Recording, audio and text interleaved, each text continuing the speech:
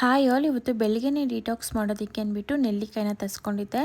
ನೆಲ್ಲಿಕಾಯಿನ ಸಣ್ಣದಾಗಿ ಕಟ್ ಮಾಡಿ ಬ್ಲೆಂಡರ್ಗೆ ಹಾಕಿ ಸ್ವಲ್ಪ ಪುದೀನ, ಶುಂಠಿ ಪೌಡರ್ ಮತ್ತು ಕಲ್ಲುಪ್ಪು, ಸ್ವಲ್ಪ ನೀರನ್ನ ಹಾಕ್ಕೊಂಡು ಗ್ರೈಂಡ್ ಮಾಡಿ ಸೋಸ್ಕೊಂಡು ಕುಡಿದೆ.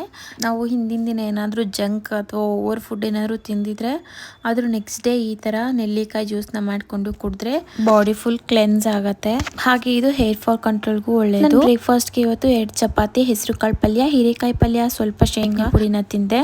ಮಧ್ಯಾಹ್ನ ಊಟಕ್ಕೆ ಸಾಂಬಾರನ್ನ ಮಾಡ್ಕೊಂಡಿದ್ದೆ. ಅದಕ್ಕೆ ಸ್ವಲ್ಪ ರೈಸ್, ಸ್ವಲ್ಪ ಸಲಾಡ್ಸು ಮತ್ತು 1 ಎಗ್ ಆಮ್ಲೆಟ್ನ ತಗೊಂಡಿದ್ದೆ.